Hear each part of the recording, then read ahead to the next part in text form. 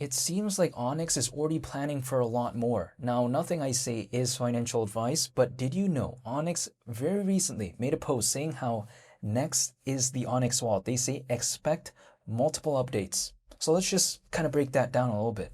They literally just launched the mainnet of Goliath, their layer one blockchain, which in my opinion is so far the biggest accomplishment they've done to date, right? Ever since their kind of existence, basically. But then on top of that, now they're already looking beyond. They're already looking for other things too. So I do like seeing this. I think first of all, it showcases that they're trying to complete the storyline in a way, in an analogy type of vibe, I guess, aspect, right? Where they're trying to add more chapters to the book.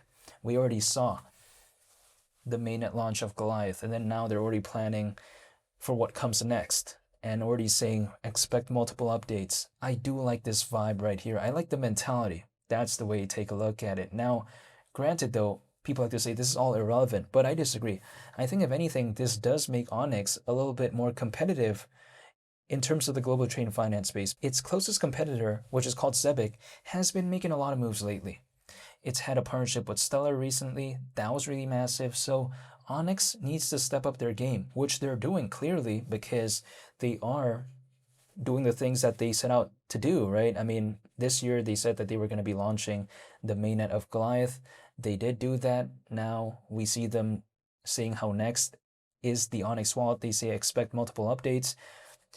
So they're making strides, in my opinion, fundamentally. And if anything, if they do more and more of this type of stuff, it's just going to make it, again, a lot more competitive when it comes to the global trade and finance space. Because even though there's not that many competitors to begin with, I just kind of feel that when it comes to the ones that do exist in terms of the competitors, like for instance, some of the famous ones are like Ripple, Stellar, XDC, Zebic, XPR, Swiftcoin. Again, the few ones that are kind of popular, they usually have strong fundamentals. So Onyx, it needs to stand out one way or the other, right?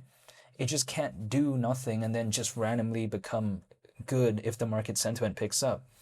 That isn't sometimes how it works, usually, in some cases. So it needs to have these fundamentals to kind of make it more competitive, in my opinion, which I feel like it's kind of understanding that and it's actually doing that. So I do like seeing that. It's like, for instance, if we take a look at Nike and Adidas, they're competitors, right? In my opinion. So if Nike steps up their game, I think it's only fair that Adidas needs to do something else. Like, for instance, we saw what Nike did with Jordans. That's really cool. But then we see like the Ultra Boost when it comes to Adidas. So the way I take a look at it is this is a classic case of Onyx stepping up their game while their closest competitor also did recently step up their game. It's just a classic case of competitors really just trying to, I guess, outshine the other, maybe. Now, furthermore, though, people like to say, well, XCN is cooked, though. Well, okay, maybe it's low in terms of the charts, but is it really cooked? It's ranked 131st in the world, by the way, as of right now in terms of market cap. So it's not like it dropped down to like 200th or 300th ranked or whatever. No, it's still top 150, basically. And if we take a look at it, the amount of holders is still holding strong at around 144,000. Kind of dipped a little bit to my understanding because at points I did check and it was like around 146,000. Now it's around 144,000. But it's only expected, really. I mean, when there's that massive of a pullback, like for instance, from around a billion in terms of market cap to as of right now, still kind of hovering slightly below 200 million. If there's that massive of a pullback, of course, a lot of people are probably going to leave. But I'm saying, at least now, when it comes to XCN, it seems like the amount of holders is kind of stabilizing a little bit at around 144,000. I feel like now the ones that are actually still holding XCN feel a little bit more dedicated because they're still sticking by XCN as of right now. And it's to the point where if XCN goes back to around a billion in terms of market cap, we're around 5 times lower than that. So I just don't want to leave, personally, in my opinion. Well, I could though, but I just don't want to because, again, when I take a look at the charts, I don't know why I do that after it's done all of that movement downwards. What, I'm going to realize all of it suddenly? No, sir, I don't want to do that.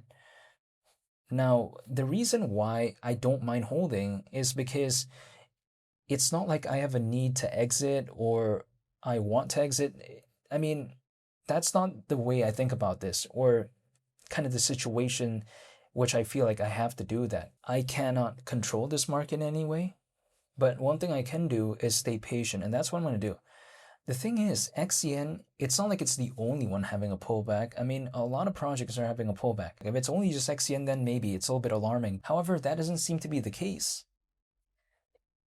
XLM's having a pullback, so is ZBCN. So XCN, naturally, of course, when the market didn't do the best, it had a pullback. But if anything, I think right now, if the market sentiments were to return back to that point, I feel like XCN is just in a far better position fundamentally, because now when it comes to Onyx, we see the mainnet launch of Goliath, which we did not see before, even though before XCN had a higher market cap. Furthermore, Onyx is still planning new things when it comes to the Onyx wallet, and they're saying expect multiple updates. So if anything, Onyx became stronger fundamentally, yet the charts are lower. But if anything, I view that as a cool thing, because if something that I like fundamentally became better, yet the charts became cheaper, right?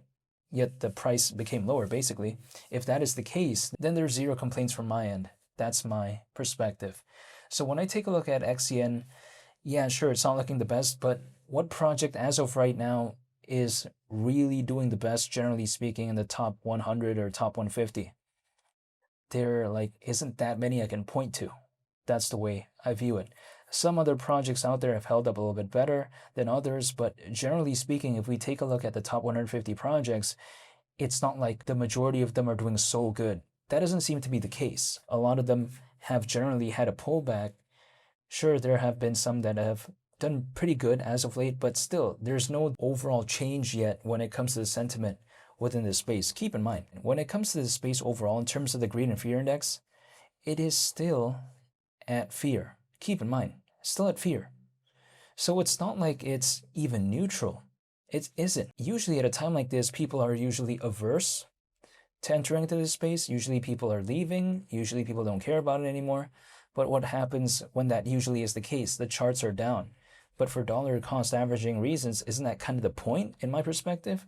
When things are low, that's when I'd most happily dollar cost average in my perspective. But besides that point though, I get it, it's a little bit boring, but if the only thing I have to do is wait, I feel like that's kind of one of the easiest things for me to do. The hard part is dollar cost averaging once a month, believing in the project, studying the fundamentals, discovering the project. That's kind of the more difficult part in my opinion. I feel like the easiest part is waiting. It's like me painting, let's say, like a wall. If I paint the wall, isn't the hardest part painting the wall, like the prep work and everything like that? Waiting for it to dry, it's the most boring part, but I feel like it's the easiest, right? Because it requires nothing other than literally just waiting. But I'm not telling anyone to do anything.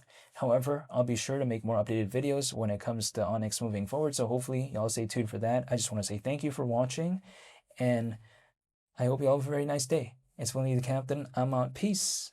Bye.